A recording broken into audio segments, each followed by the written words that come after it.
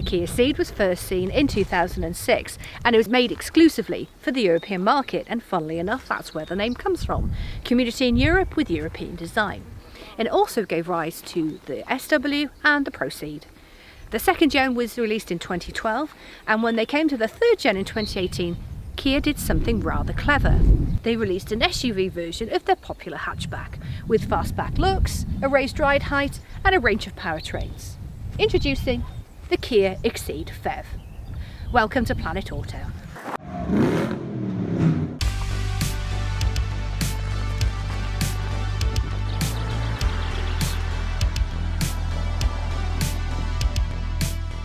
This is the first hybrid that we've actually driven from Kia, isn't it? It is indeed. We've driven the Nero with a full electric powertrain, but let's face it, most people are looking at going PHEV first rather than pure electric. It gives you economy, it gives you looks, versatility, reliability. I was going to say, and it's got the Ceed name, which says a lot. Under the bonnet you've got a 1.6 GDI turbocharged engine coupled to an electric motor. We've also got a 6-speed DCT gearbox too. There are 3 trims in the range to choose from: the 2, the 3 and the 4. There was a first edition, but that was limited and has now come to an end. We have the 3. Prices for the range start at just under 20,000. As we have the PHEV powertrain, ours is just under £31,000. The Kia XCeed essentially takes the Ceed, ramps up the height, gives it some funkier looks and a range of powertrains. There's a whole host of features on the car, included heated seats, collision detection, lots of safety. And with MPG into 3 figures and a pure electric range of over 30 miles and the 7-year warranty, it's a good deal. I've even got 145 miles to the gallon. And that's you driving. Now if you like this video, please do give us a thumbs up, subscribe, and if you hit that notification bell, it'll tell you every time we upload some new material. If you've got any comments or questions, please leave them below. Thank you. Although this is the XCeed, it still looks like a Ceed, even though the only thing it shares are the wheelbase and the front doors. Somehow Kia have managed to make it look like a Ceed.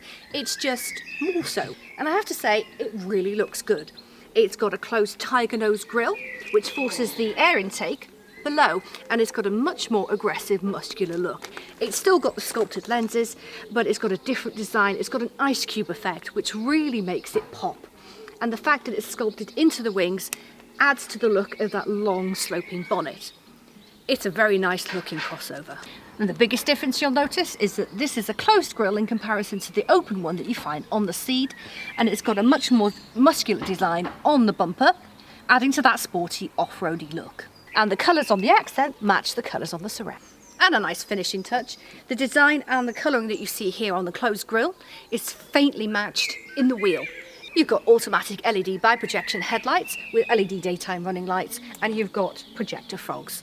There's lots of safety on this car, including collision detection, blind spot detection and lane keep assist. You can also get smart adaptive cruise control. We have 16-inch alloy wheels, and from this side you can really see that design feature I was telling you about. There are other sizes on different trims available. It also has black cladding all around the wheel arch that extends down the side of the car with a chrome pop. Now, the doors don't actually cover the sills, even though it looks like it. We have electrically operated power folding door mirrors which are heated, and you've got an LED indicator strip on it. And the driver's one is slightly longer for extra visibility. A nice finishing touch is this matte chrome that they've used all around the window here. It gives it a nice executive look. And you've also got satin roof rails and privacy glass in the rear. And one thing that really contributes to that sporty look is that sloping roofline. We've got all-round disc brakes which are vented at the front. You can really see the raised ride height from the rear, which means you can get a little bit more adventurous when you're off-road. Great for holidays. And this chunky bumper really adds to that off-roady aggressive look. It's matte satin and it's got chrome finish on the exhaust ports. You can tell that it's Kia. It's got the old badge on this one, but it's an XCeed, and you've got a spoiler with a high-level brake light and a shark fin aerial. And these rear lenses are sculpted and they're designed with the signature that makes it look like they're spearing into the shoulders of the car. It's a nice finishing touch. They're also LED. It's got parking sensors, it's got a reversing camera, and don't forget that 7-year warranty. And as this is a plug-in hybrid vehicle, you put your petrol in here and you charge it here. Now it's time to charge. The XCeed PHEV comes with a Type 2 charger and a home charger, and they're neatly stowed away in the boot. You've got your Type 2 charger in the bag, and underneath here you have your home charger. Once it's plugged into the mains, you're ready to go. You take the cover off your charger, you push and pop. Make sure that you're holding it because it does clatter and you don't want to damage the paint. And pop it in. You hear that whir, that tells you it's engaged. And if you look up to the top right, you'll see a green light which is now on, telling you that the charge has begun. Let's go and have a look on the dash to see what's happening. A nifty feature in every single Kia that has an electric powertrain is the 3-light system. It tells you, at a glance, whether your car is unlocked or locked and whether the car is charging. Nice one, Kia. The charging information is nice and clear. It gives you remaining time on the left, an exact amount of time of how long it will get you to 100%, and on the right of that, a battery with how much percentage you've got of battery power. Underneath that, you've got the charge rate, and underneath that, on the bottom right, you have a little red plug icon to tell you that it's plugged in and is charging. All Kias with an electric powertrain use the Uvo Connect app. It gives you information in real time, telemetry, vehicle maintenance, charging, scheduling, and a lot more besides. And also note, you cannot charge this car with a rapid charger. Now it's time to stop the charge. You unlock the car to release the cable. Pop the cover back on, then you can push and pop, and when you're done, stow your cables. And remember, if you're using the Type 2, don't forget to take it with you. Let's see how easy it is to get into the new Kia XCeed. We've got a raised ride height, so that should help immensely. Also, keyless entry too. The door opens nice and wide, and it's a decent door opening too. One thing to note is there's no grab handle, and if the door's fully open it can be a bit of a stretch, so best bet, keep it there. This is like seeing a familiar friend. There are a few differences, but overall it's pretty much the same as the Ceed. Leather wrapped steering wheel, soft touch materials, lovely finishes, and just very functional. Because we had the Kia Sorento the week before, I can see where their design language is now going. It's not a bad interior, but now we've been seriously spoilt by their new design language. You've got all-round electric windows and the operations for your door mirrors. On this right-hand side panel, you can do everything from scheduling charging through to disabling your lane departure warning. You can also adjust your headlamp height too. You operate your lights on the left stalk and your wipers on the right stalk. Lovely leather wrapped steering wheel. On the left hand side, telephony and media, and on the right hand side your cruise control, and you can cipher through your fuel computer as well. Moving to the cluster, it's the same format that you saw in the Ceed, especially with the chrome surround, fuel computer in the centre. But on this car, because it's a hybrid, you've got charge on the left, so you can see when it's regenning in the blue. You've also got eco and power. You can also see your battery state as well. On the right hand side, a speedo and fuel gauge. In the centre you've got a fuel computer, and it will tell you information, for example how well it thinks you're driving, drive modes, and you can see when you're in electric, hybrid or automatic. Moving to the infotainment screen, it's a decent size. I think it's about 10 inches, just over. It's nice to have some shortcut buttons, but it's nice to be able to turn it on and off and adjust volume, etc. It's got Apple CarPlay, Android Auto, satellite navigation, and you can set lots of the car's settings as well. And where it really comes into its own is how it shows your economy. You can literally see everything from graphs through to the nearest charging point. Also scheduling and all types of things. Below that, your hazards. You can also lock the vehicle using this button too. Then it comes to your dual zone climate control. Lovely rotary dials, and you get the readout here as well. You can also synchronize it. Shortcut buttons in the center, and below that you've got your heated seats and heated steering wheel. Some power points here, including a 12 volt and USB. Behind that, your automatic gearbox with shift lock release, park, reverse, neutral, drive, and if you knock it right you get manual too. On the right hand side of that, that's where you select your EV, HEV and automatic modes. They also display on the fuel computer. Behind that, sport. You can also disable your parking sensors too. Electronic handbrake with hill start assist, and you've got an auto hold function as well. You've also got an auto dimming mirror. If you flick these up, you also have map lights. I've got ample headroom, and I've got decent legroom as well. On the left hand side I've got a footrest. It's a very comfortable driving position. The seat is manual, and your seat does have electronic lumbar support. but it's got decent bolsters and a rather interesting material. To be honest, it feels almost water repellent, but it's finished nicely on the sides. Centre armrest, which is just wide enough for both you and your passenger, and on the right hand side I've got a padded armrest on the door. You've also got reach and rake in the steering wheel. I've got an ample sized door pocket with a place for a drink at the front. There's a little storage point which will be perfect for a mobile phone. You've got one of these. 2 cup holders here, and I thought this was ideal for my phone, then I realised no, it's a bit small, but it's perfect for the key. You also have a decent storage point under the armrest, quite easily get my lunch in there. And an ample sized glove box. Let's see how easy it is to get into the rear. The door opens relatively wide, but it isn't the biggest door opening, but I'm sure it shouldn't be a problem.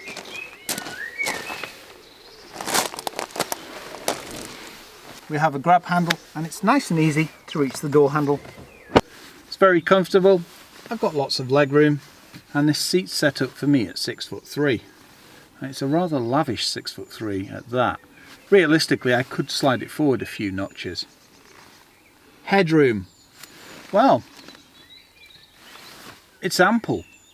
I expected it to be worse. I thought my hair would actually brush against it. Even if I lean right back, which doesn't look most comfortable, it's still not brushing. Now, one thing I have noticed is, due to my height, I have to sit a little lower in the seat. Otherwise, my eyeline is blocked by the roofline. I've got a decent amount of legroom. There is no recess on the seat, but I do have a mat pocket, and my feet just fit under the front seat. The fabric's an interesting one on this. You've got perforations, but you've also got what feels like, as I mentioned in the front, almost water repellent. So perfect for those with an active lifestyle. Seating wise, well, 2 adults on a long journey would be very comfortable. You've also got a pull down armrest as well. And it's got 2 cup holders. 3 people, shorter journeys, and 3 children, absolutely no problem. And look, Isofix points as well. Now, it's not the most light and airy car because of its style, especially with its sloping roofline. But it's not bad. You've got a light headliner, and even with the privacy glass, it's pretty good. Now, the door card does look a bit dark, but it is lightened up with this satin finish that likely matches the exterior. You have a padded armrest, and there's a padded area too. Electric window and decent door pocket. Moving to the centre, you've also got some vents. It would have been nice to see some charging points, especially like the Sorento, say, here. You've also got curtain side airbags around the vehicle. Opening the boot is nice and easy, especially if you have a power tailgate. Our model doesn't, but if you hold down the button, it will open. In our case, I'll just press unlock, and the button's here. Now, the biggest thing that you're going to notice about the XCeed is the boot space. It's not the biggest. It's actually been reduced down to 291 litres, around 100 litres smaller than the petrol variant. But that makes perfect sense because it's a hybrid. You also do have a boot lip, but it's not as high as you'd find on the petrol variant. You'll easily get a couple of suitcases in there. On top, we've got tethering points. There's a handy storage area here too. 12-volt socket and a shopping bag hook as well. 60/40 folding seats and easily removable parcel shelf. To drop the seats is nice and easy. You just literally pull this flap up. It doesn't lay entirely flat, but it's not far off. Also, you've got a very minimal gap here, so perfect for loading. Under here you'll find your home charger, also a tyre mobility kit. There's also extra storage there as well. Welcome aboard the new Kia XCeed plug-in hybrid electric vehicle. Under the bonnet we've got a 1.6 GDI turbocharged engine. It's 4-cylinder and it's coupled to, I think it's around a 60 kilowatt electric motor. It's also got a 6-speed DCT gearbox too. And on top of that, most of them we've experienced, the economy is pretty fantastic. Well, it's pretty much spot on to what they say, isn't it? That's what we noticed when we drove the E-Nero. Yep, the real world figures are pretty close, aren't they? They are. Hello, fellow Kia. They say that you're going to be getting 3 figures in terms of MPG and pure electric range, over 30. Yeah. Up to 36 in the summer, around 33 or a bit below in the winter. And as we've mentioned before, a PHEV is the perfect transition vehicle. Well, that's it. Tell me more about the Ceed that you reviewed and how you feel it differs in this respect. The ride is an interesting one as well. I'd actually say it's probably more comfortable. Well, it's got a little bit of a raised ride height in comparison to the Ceed, hasn't it? Yeah. Oh, well, it's quite a bit of a lift, to be honest. The thing is, it's still the same wheelbase, and it's just the overhangs front and back that are a touch longer. But because of that, it looks the part. Well, it's a great drive. And it's very refined in-cabin as well, isn't it? It is, yeah. It's a pleasure to drive. I mean, a demonstration around this roundabout, you've got a slight bit of body roll, but it adds to the comfort. So on a country road, you can still throw it around and it grips extremely well. But as we know, PHEVs and electric vehicles do that because of the extra weight. It's got good brakes as well. Yeah, it's got very good brakes. It also guzzles up bumps like there's no end. But that helps with that raised ride height, and it also helps that you've got nice pliable dampers as well. And the other thing I like about it is if you throw it into a roundabout, you almost feel a bit of flex in it as well. The back seems to dip. It means you can have a bit of fun in it. I'm sure that's not in the brochure, but Considering this is aimed as a family hatchback, I think yes. But it is nice to know that if you do need to kind of get out of the way of something or nip, yeah, you can do that, and it's still going to be quite a comfortable, pleasurable experience to do so. well, it's fun. That's what I like about this. But you're right about the bumps, you don't really feel it, do you? No, And this is quite a bad road. that's it. You get more of a noise than an actual feel. And even that's not very loud. No, oh no, it's well refined in here. Yeah, exactly that.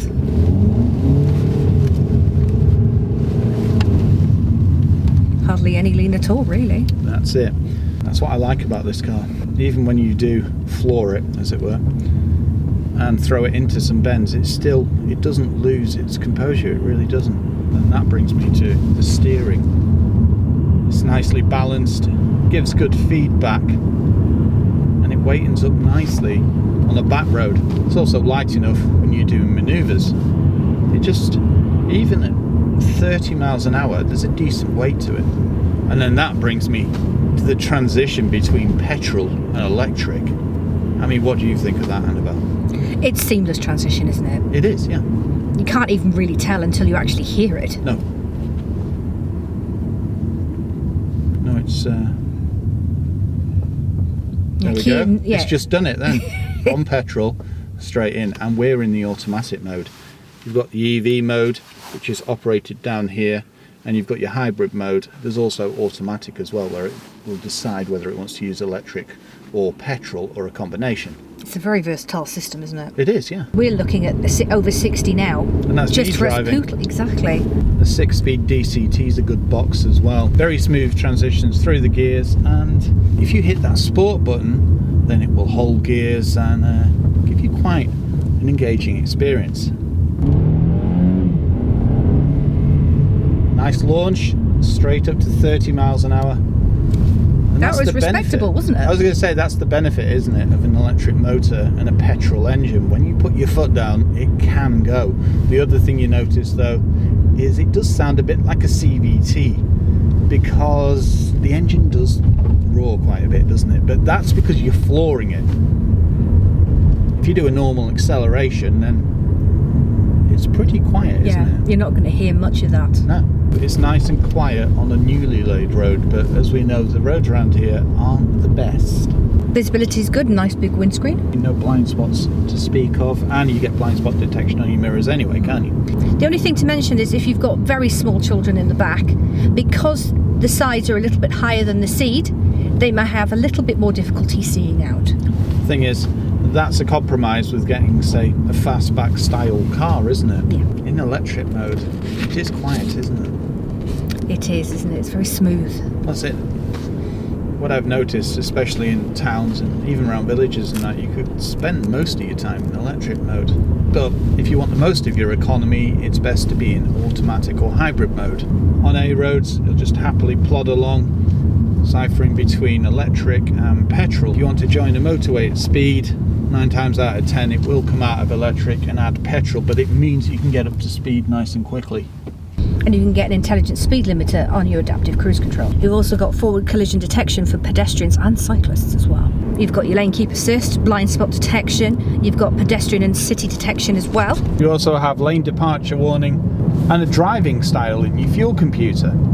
And it'll tell you how much economical driving you've done, how much normal driving you've done, and my favourite, how much dynamic driving you've done. That's ridiculous, 30%, it's got to be double that. I haven't said this for a while, so I'm going to have to say it now. This is ticking a lot of boxes, isn't it, Ben? It is, yeah. Just look at this. This is great fun. That's it. I don't think many people would drive this the way you do. No. I like to know it can do it. It's faster than I expected it would be, and it handles far tighter than I expected it to as well.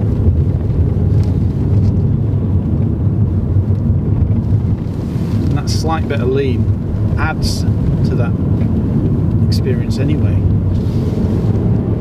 You wouldn't expect it to handle this way, would you? It's what you've come to expect from Kia, isn't it? Their EVs and hybrids are just spot on, they really are. Yeah, not only do they know what they're doing, they seem to be future-proofing their cars. Yeah, they do. That's it, you get a decent electric range, decent economy. And that kind of fits with the real-world figures as well. Plus you get an engaging, I suppose you'd call it, a crossover SUV. It's got some fancy looks and can put a smile on your face as well. And that raised ride height means you can get a little adventurous. It's perfect for a family, isn't it? It is. The Ceed from Kia is now available as a sporty hybrid SUV and gives you over 30 miles of pure electric range and a 3-figure MPG. It's perfect for adventuring, it's NCAT 5 and has lots of safety, all at a price that won't break the bank. And don't forget that 7-year warranty.